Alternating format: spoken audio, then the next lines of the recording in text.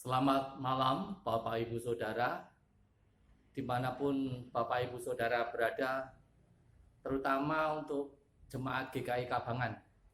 Pada malam hari ini kita akan belajar firman Tuhan dalam acara doa malam bersama saya.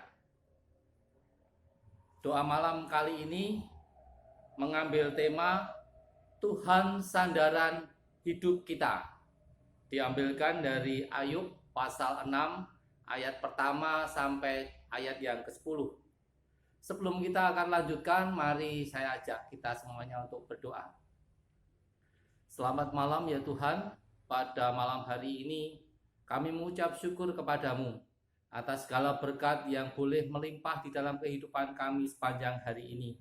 Bahkan sampai saat ini ya Tuhan, kami masih merasakan akan setiap berkat-berkat-Mu.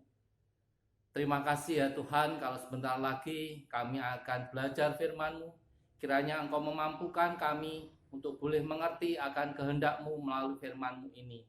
Terima kasih ya Tuhan, ampuni akan setiap dosa dan kesalahan kami. Di dalam nama Tuhan Yesus, Tuhan dan Juru Selamat kami yang hidup, doa ini kami panjatkan. Amin. Bapak Ibu, mari kita buka Alkitab kita masing-masing. Saya akan bacakan bagi kita semuanya Ayub pasal 6 ayat pertama sampai ayat yang ke-10. Demikianlah firman Tuhan. Lalu Ayub menjawab, hendaklah kiranya kekesalan hatiku ditimbang dan kemalanganku ditaruh bersama-sama di atas neraca, maka beratnya akan melebihi pasir di laut. Oleh sebab itu tergesa-gesalah perkataanku, karena anak panah dari Yang Maha Kuasa tertancap pada tubuhku, dan racunnya diisap oleh jiwaku. Kedahsyatan Allah seperti pasukan melawan aku. Bangkitkah keledai liar di tempat rumput muda? Meringkikkah keledai liar di tempat rumput muda? Atau melenguhkah lembu dekat makanannya? Dapatkah makanan tawar dimakan tanpa garam? Atau apakah putih telur ada rasanya? Aku tidak sudi menjamahnya. Semuanya itu makanan yang memuakkan bagiku. Kiranya terkabul permintaanku dan Allah memberi apa yang kuharapkan. Kiranya Allah berkenan meremukan aku. Kiranya Ia melepaskan tangannya dan menghabisi nyawaku. Itulah yang masih merupakan hiburan bagiku.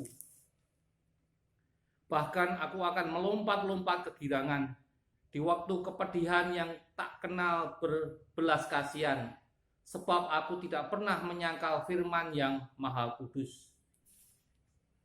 Nah, demikianlah Bapak Ibu Saudara firman Tuhan. Sebelum saya akan melanjutkan lagi, saya ingin bertanya kepada Bapak Ibu Saudara. Kita sebagai orang Kristen tentu tidak asing lagi dengan namanya perkunjungan. Bahkan kita sering melakukan itu kepada saudara-saudara kita yang sakit atau dalam kondisi lemah fisik. Tetapi apakah kita tahu Bapak Ibu Saudara tujuan dari perkunjungan tersebut? Tujuannya adalah untuk membangkitkan semangat dan memberikan perhatian kepada saudara-saudara yang sakit atau dalam kelemahan fisik tadi. Tetapi seringkali ketika kita melakukannya, kita jauh daripada tujuan itu. Seringkali di dalam pengalaman kita, di dalam perkataan kita, kita ingin membangkitkan semangat dengan memberikan nasihat-nasihat ataupun perkataan-perkataan yang justru mengakibatkan saudara-saudara kita yang sakit atau dalam kelemahan fisik tadi merasa tidak nyaman. Ini juga saya alami Bapak Ibu Saudara. Beberapa tahun yang lalu saya juga pernah mengalami hal seperti itu. Saya mempunyai seorang teman kerja, suami istri, dan kebetulan suaminya sedang sakit. Suatu malam saya pergi ke rumahnya untuk menjenguknya. Di sana saya bertemu dengan mereka berdua, dan pada saat itu saya ingin menghibur hatinya. Saya mengatakan, kamu harus meminum obat seperti yang ditentukan di dalam resep. Kamu harus melakukan kesehatan atau tindakan-tindakan kesehatan agar penyakitmu bisa cepat bisa cepat sembuh dan sebagainya. Tetapi apa yang saya alami Bapak Ibu Saudara, dia mengatakan demikian, kowe penak ora loro orang ngrasake aku. Yen kowe kaya aku, kowe ra iso ngomong kaya ngono kuwi. Wah, pada saat itu hati saya langsung dek begitu. Saya mencoba untuk menghibur, tetapi kenyataannya dia malah mendapatkan sesuatu yang tidak mengenakan di dalam dirinya melalui perkataan saya. Pada saat itu saya sempat berpikir, apakah tindakan saya benar?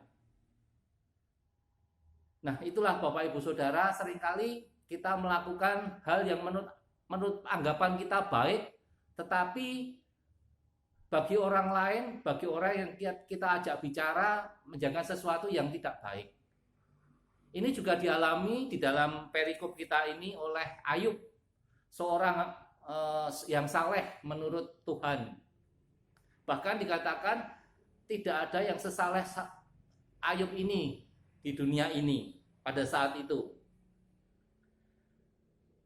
Nah, melalui pencobaan yang dilakukan oleh sang iblis, Ayub mengalami 2 kali pencobaan. Yang pertama, harta bendanya dihabiskan, bahkan sampai dengan anak-anaknya. Pencobaan pertama, Ayub boleh melaluinya dengan baik. Dia mengatakan, dengan telanjang aku keluar dari rahim ibuku, dengan telanjang aku akan mati. Terpujilah nama Tuhan. Itu yang dikatakan Ayub ketika mengalami hal tersebut. Ujian yang kedua, ketika iblis memberikan penyakit barah, suatu penyakit yang menjijikkan.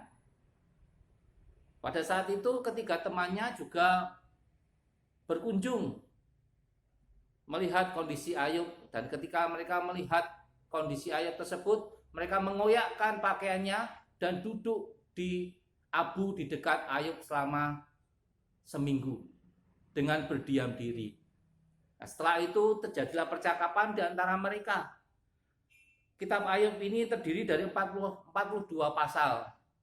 Tetapi yang lebih menarik bahwa dari pasal yang keempat sampai pasal yang ke-31 didominasi dengan percakapan Ayub dengan sahabat-sahabatnya. Khusus pada pasal yang ke-6, Ayub menyatakan kekecewaannya terhadap sahabatnya. Karena menurut anggapan dia, menurut keyakinan Ayub, bahwa dia tidak bersalah. Tetapi kenapa Allah seolah-olah menghukum dia dengan segala sesuatu yang dia alami saat itu? Sedangkan ketiga temannya mengatakan bahwa itu adalah salah Ayub. Karena Ayub telah berdosa, maka Ayub menerima segala sesuatu penderitaan tersebut.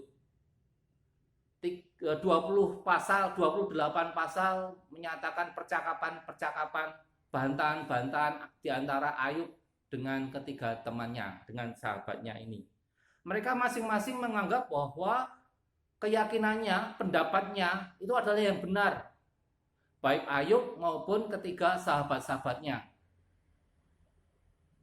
Sehingga sampai pada akhirnya nanti Allah menegur Ayub maupun menegur ketiga sahabatnya tersebut.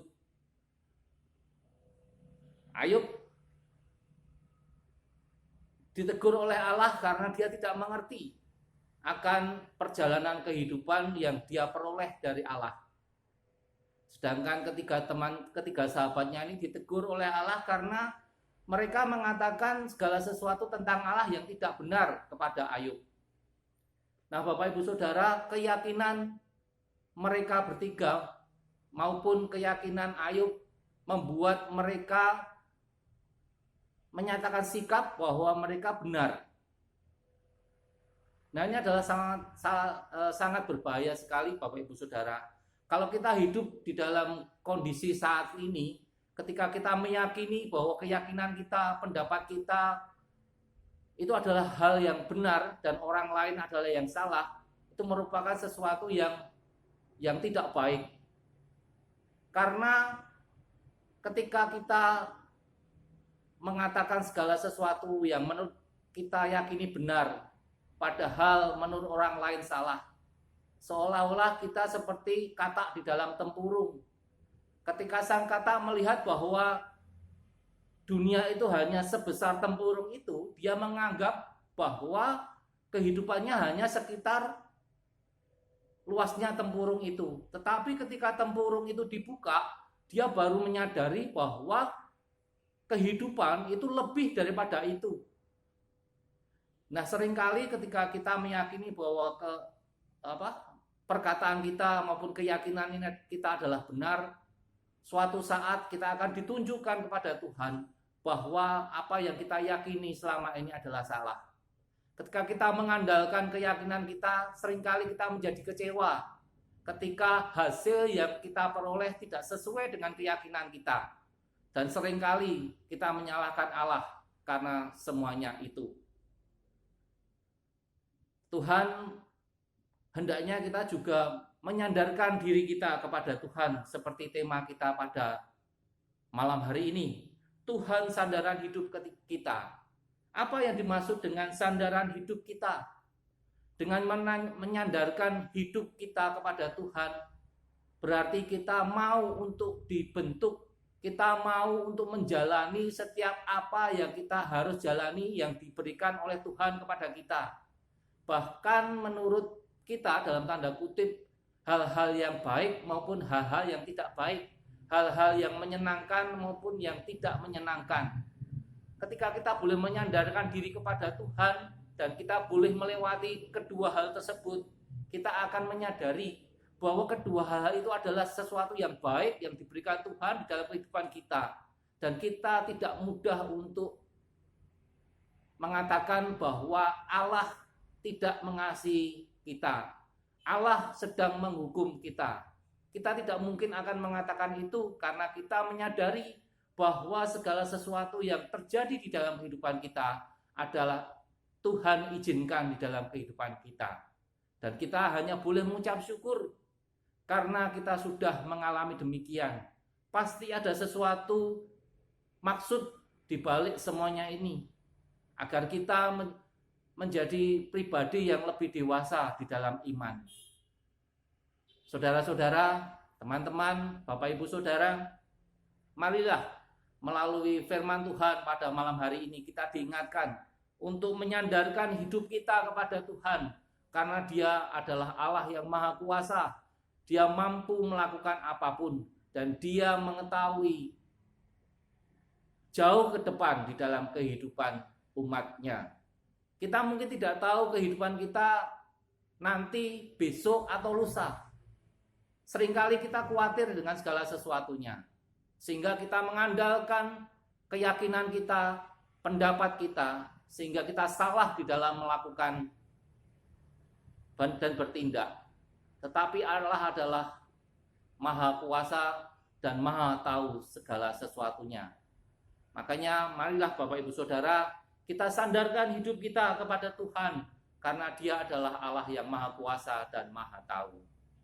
Biarlah firman Tuhan pada malam hari ini boleh mengingatkan kita dan menerangkan kepada kita, terutama untuk kita lakukan dalam kehidupan kita hari lepas hari. Terima kasih. Amin. Mari Bapak Ibu Saudara, kita tutup dalam doa.